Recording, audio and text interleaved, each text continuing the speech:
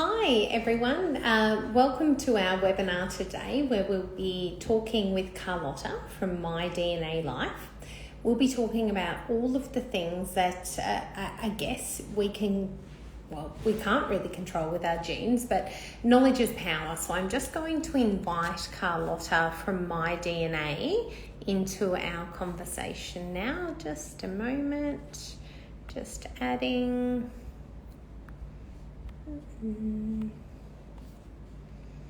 So we'll be talking about everything genetic and really how you can control your health through your genes. So the most exciting part about this, I guess, is really being able to understand and unlock your DNA. So we've got appetite control that we're going to talk about. We're going to talk about caffeine. And here we go. I know this always takes a moment for her to join. So outside of just appetite control and caffeine, we'll be talking about the FTO gene or the obesity gene as well and how this affects us. So for anyone who hasn't done their My DNA test before, basically you get a little sample kit, and in that sample kit, you're then able to use a cheek swab and put it into a little cylinder into a reply paid envelope. And from that cheek swab, you have got skin cells in there, and those skin cells, oh, hello, welcome Carlotta. I was just telling everyone how to use the My DNA kits if they're unfamiliar with it. Welcome. Perfect. Hello everyone. Hey Kate, how are you doing? Good, thank you. I was just up to the cheek swab. So they get the cells of their mouth, yes. It goes into a little vial, a prepaid envelope. We literally drop it in the mailbox, the red mailbox or Australia Post, and you guys then analyze the DNA and we download the app, and then within a couple of weeks we literally have this app that tells us everything about our own DNA. So today I was going to mention we're talking about the obesity gene, appetite control gene. We'll talk about caffeine, and we had one more topic on our agenda, the fitness gene. So what type of fitness you have. So would you like to start with appetite regulation? Absolutely. That's awesome. So yes, so appetite, I guess it's a very interesting topic for many of us. Appetite control is one of the things that can really be frustrating for some of us. And interestingly, we know that there is a gene that has been linked very strongly with the ability of controlling appetite in our body. So this gene is called FTO. It's a gene that we'll see is also implicated in obesity and other things. But for the snacking, so people who have a certain variation of the FTO gene are really much more inclined than other people to keep snacking all the time. They don't feel full after eating. That makes perfect sense. And I know from the testing kit, when you download the app and that comes up, if you're someone who snacks, that makes perfect sense, because you go, why do I never feel satisfied? Why am I always looking for food during the day? Maybe you're someone who gets those mid-morning cravings or those mid-afternoon or after dinner cravings, and that's tied into our DNA. Yes. And interestingly enough, there are some studies that really look at the brain of these people with and without the variants for FTO, and they see that the brain is really wired to get excited about food that is not probably the healthiest, so very high calorie and high exciting food. Ice cream. Yes. But it's funny because some of the people who have the FTO have the brain really getting stimulated by this food, whereas other people who do not have the variation, they're quite neutral to it. So it's very interesting to see, and that's due to the genetics. So it's interesting to see how your genes can really control how you react to food. And obviously, if you have this propensity, then you are more likely to keep snacking and reach for those treats more than other people. But the good thing is that once you know it, because you know that it's your genetics, you can also do the right things to try and counteract this genetic predisposition. And that's what you can find out when you do the test. I find it quite amazing as a dietitian that we don't actually have a subject on genetics. We literally go through, our 4 years of training, and nobody says that you can actually do a test to find out whether your patient has an appetite control gene or a snacking gene, so to speak.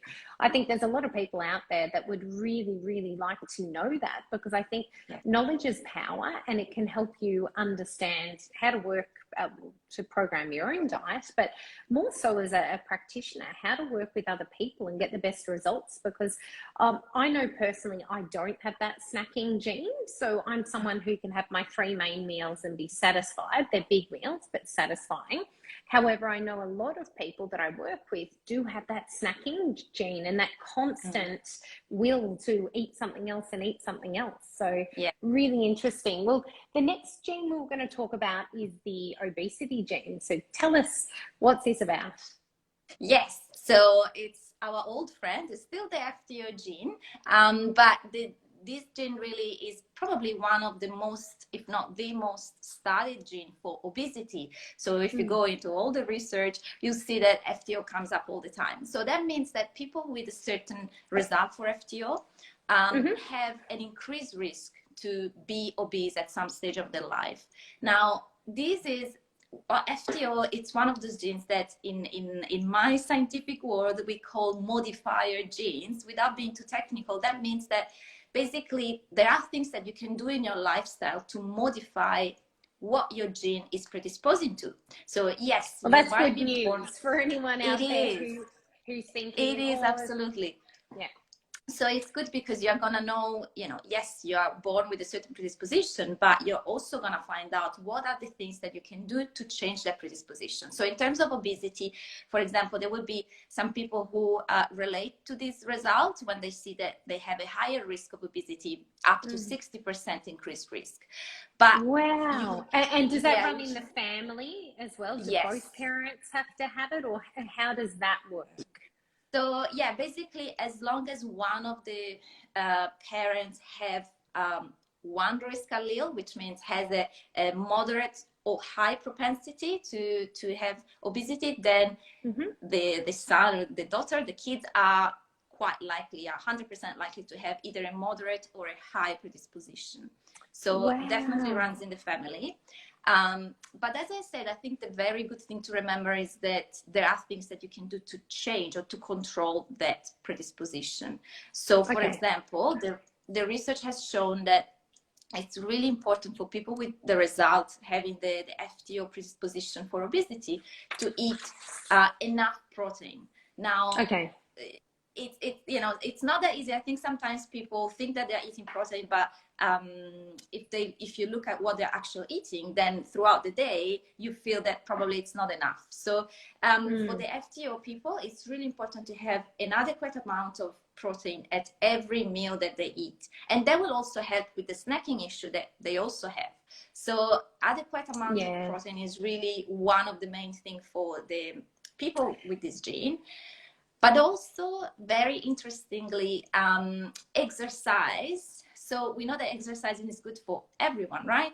But for people who have this propensity of obesity, thanks to the FTO gene, there are these very strong gene. The FTO gene is always there. Basically, they show that if you do at least 30 minutes of exercise most days per week, you can actually decrease and even cancel the risk of obesity that you are born with. So exercise is number one priority for people with this result, plus protein level, which is very important. So and I feel like that advice that is quite general that's out there from the Australian government to do your 30 minutes of exercise per day, it's good to know there is a lot of science backing up that number, that's just not a number that's been thrown out there, that actual 30 minutes a day of exercise is a real number that will make a real difference, particularly to people that have this FTO obesity gene, to actually overcome it. And you said cancel it out, so you can actually cancel out. Yes, in some cases, the research has shown that if you don't have the highest predisposition, but you have like a moderate 20 to 30% increased risk, you can actually decrease that level by 30%, which means you can cancel it out. And that's not surprising if you think there are some people who have the FTO gene and they're still obviously in very good shape and they're not obese. They don't develop that. It's because they've been probably active the whole life. They keep being active and therefore they don't feel that they have the predisposition. So and the high protein diet being really important there as well. And of I course, think calorie reduction. Yes. Calorie reduction. And I must say, as a dietitian, we've always known that protein is important, not just for nourishing the body and the muscles, but we know that it gives us satiety or fullness. So we know that people that balance their carbs and their protein, so we've actually trademarked carb to protein ratio, because we found with our patients that if the carbs and the proteins are nearly 1-to-1, or even if the protein is higher compared to the grams of carbs. So for example, in a tub of yogurt, you'd want to see, 10 grams of carbs to 10 grams of protein as a minimum, or 5 grams of carbohydrate to 10 grams of protein. And that carb to protein ratio we found has successfully helped our patients to control appetite. And we haven't been testing for the FTO gene until we've worked with My DNA, but I think it's really empowering for people to know this and to understand that they can make a difference and they can make simple changes like eating more protein and 30 minutes of exercise a day to actually overcome the obesity gene. So I think that's fantastic news. Now, what about the different types of fitness genes that we can have? And I'm fascinated about this. Yes, it's very interesting. So there are quite a few genes that can influence your predisposition to certain types of physical activity. So we look specifically into, I think that the 7 main genes really. So some will have to do with power in your muscles, or strength, or endurance, both muscle and endurance, or stamina.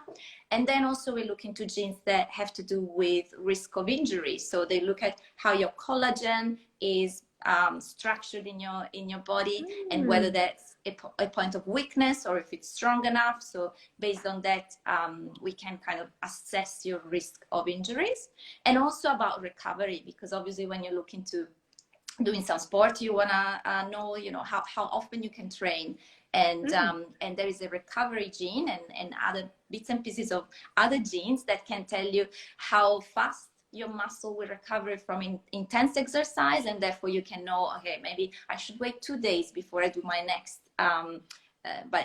session, or I can even train every day if my genes are super strong. So based on this, you can really know where are you placed into your, how your body reacts to different type of exercises. And I think that knowing that, not only it's very fascinating, but also it's even more motivating, because if you know that you are training in a way that really suits your body, you see results much faster and you see better results. And therefore I think that's very motivating for you to keep going and to keep active and reach your goals. So again, I think it's important to know. For anyone who has done the My DNA test that's on the Instagram today, and for anyone who's just joined us as well, it's a simple test. It's a cheek swab. So you get your little tube and it's got a stick in it, and you rub it in your cheek 10 times. You put it in the mail and you download the app. And then within a couple of weeks, all of your genetic tests pop up in this app. So we've talked about the appetite regulation gene, we've talked about the obesity gene, and now we're talking about the fitness genes. And what I loved when I did this test was my husband and I, we work out together. However, when we're working out, we tend to hate each other because we figured out why. With the fitness genes, my husband and I, if we go for a run, he runs like a bat out of hell and he runs off on me. And I'm like, don't call that going for a run together. However, by the end of the race, I'm running along going, oh, did you see the dolphins? Oh, isn't this nice? Look at the sunset. He's throwing up on the side of the road. And when we've done this test, what we've found is he's got the power gene. So he's got this sprinting fast gene, and I've got this endurance gene. And I must say, when it popped up, it actually said, you have a superpower. And I was like, yes, I have a superpower. So that's why I enjoy running, but I don't push myself to that point that he does. But for him, a run is a sprint. And it made sense of why we hate working out together. He wants to do Absolutely. big training, and I want to go for a casual sunset jog. Yes, yes. And you see that so many people who do the test actually have exactly the haha moment. They're like, oh yes, that's exactly me. Now I know. It's really like, I love going for my, I'm the same as you, for my long walks and my long runs, but I can't go very fast, but I can go forever. And many people, yeah, really see themselves in their results, which is obviously good. I'm excited to go back and look at that collagen gene and the recovery gene now too, Yes. because I think that's really interesting to understand who's going to recover the quickest, and can you do a workout the next day, or should you be someone who is taking 2 days off between your workouts, doing something low intensity in between. And I think injury is obviously not where you want to end up. So if you know which gene you have and you know how quickly you recover, then you can plan your workouts for the week. And I think inherently for me, I will only do 3 intense workouts a week because I know my body gets sore in between. So I need to go and check out what gene I have. However, my husband can back it up every day with really high intensity things, and his soreness probably isn't as bad, but maybe it's not working out as hard as me. Who knows? And the last gene we've got to talk about is caffeine. So tell us, how much coffee can we drink? Yeah, it's a good question, and I guess I'm sure many people love their coffee. And I think there are several genes that can tell us how much coffee is good for you. One of the most important things, apart from the caffeine metabolism that will tell you how fast you can metabolize coffee, I'll touch on that a bit later, but one very important is also what we call the ADORA2A gene. So this gene controls how caffeine intake can interfere with your sleep. Now, we know that caffeine obviously does interfere with sleep. That's what caffeine does. It doesn't make you sleep. But there are some people that, due to that ADORA2A gene, actually, they might not have much trouble in going to sleep if they have a coffee, let's say in the afternoon, but they might have issues throughout the night. So that their sleep might get disrupted, and they wake up in the middle of the night. They think that their caffeine is gone, but still they feel the effect. And that's due to ADORA2A gene. So if you have that variation, it's obviously something to keep in mind, because you want to preserve a good night's sleep. So you want to have that good quality sleep. As we know, if you don't sleep well, you have a lot of consequences the next day on your overall health and food choices and so on. So if you know that you have that variation, we then advise you to when to stop drinking caffeine during the day. So again, depending on how fast you metabolize, some people still might be able to have the last cup of coffee maybe in the late afternoon. But some people, we will recommend to have the last one even in the morning. Really depends on the combination of the metabolism, your metabolism of caffeine and the ADORA2A gene. So it's really interesting, and it's a powerful knowledge to have, because sleep is very important. You don't wanna discount on it.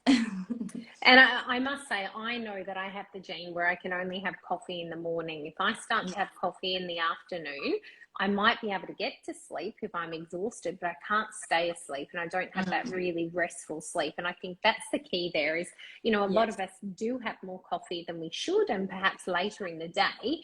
However, it's the quality of sleep that it's affecting, not the fact that you can have it before bed and go to sleep. It's how well you sleep. And I think a lot of people over the years of working as a dietitian, I find they're having, 6 or 7 coffees during the day, and they're having the last ones very late in the afternoon or even in the evening. And as you said, the knock-on effect of that is if you're not sleeping well, then you actually have that increased propensity for appetite the next day, and carby, high sugar foods too. So it leads to bad choices and this cycle of overeating, eating the wrong foods, all related to sleep. And the sleep could be corrected if you know which caffeine gene you have and when you should stop drinking caffeine for the day. Exactly. And mind you, there are those lucky ones who really can have the last coffee just before going to bed and they won't have any issue. But again, it's good to know, because if you know that you can do it, then you can keep doing it. But if not, it's better to change your habits. Absolutely. And look, at the end of the day, I think everybody who's on this Instagram today is here to change their habits, to learn more about themselves. And for the people that have just joined, we're talking about the My DNA testing kits. And basically, you're doing a mouth swab, popping it in the mail, sending it off, downloading the app. And within the app, you'll find out your obesity gene, you'll find out your appetite control gene, your fitness genes, your caffeine genes, and all of the things in between that help us to understand our bodies, work with our bodies, and really get the results that we're after without it being too painful. So I think it's always good to work with our bodies, not against them. So absolutely. And really, there is a lot of research also showing that when people know about their genetics results and they're given recommendations based on that, they are much more keen and much more likely to put in practice those recommendations rather than if they were like generic recommendations. So it's a very strong point also for you guys as dietitians to have this tool to make sure that people can really, to help people in changing their behavior, I think.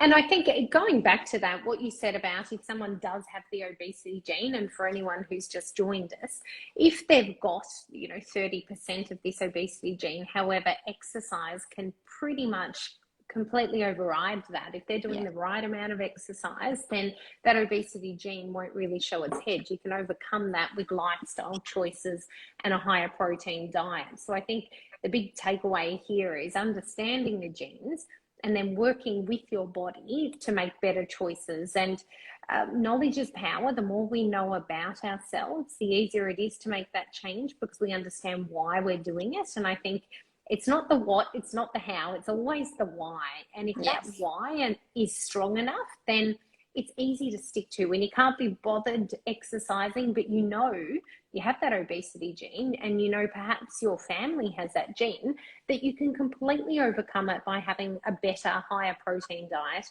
and doing just 30 minutes a day of exercise. So I think it's really empowering for people. And we've actually got 30% off our My DNA kits this month for Christmas. So for anyone who's interested to test their DNA, so it's 30% off, and the link is in the Instagram bio at befitfood.com.au. It's actually a great Christmas present, and one of our team bought 2 of them for the kids' teachers at school, and I thought that's really interesting because, right idea. I mean, if you're interested in education and teaching the next generation to better understand their bodies and to really understand their genetics, because unlike us, I don't think my doctor ever talked to me about my genetics, or certainly not through dietitian school. We didn't learn about how we could work with our genes and make better choices and informed choices. So I think that knowledge is power, and we're really grateful to have you here today, Carlotta. Thank you for joining us. Great, thank you. Thank you for having me. I'm really, really happy and honored. Well, thank you guys. If you've got any questions, jump on befitfood.com.au in our chat, or send us an email to support@befitfood.com.au or dietitian@befitfood.com.au. Don't forget to check out the link in the bio, 30% off the My DNA kits for December. So great Christmas gift ideas. Thank you very much, guys. See you later. Thank you. Bye-bye. Bye.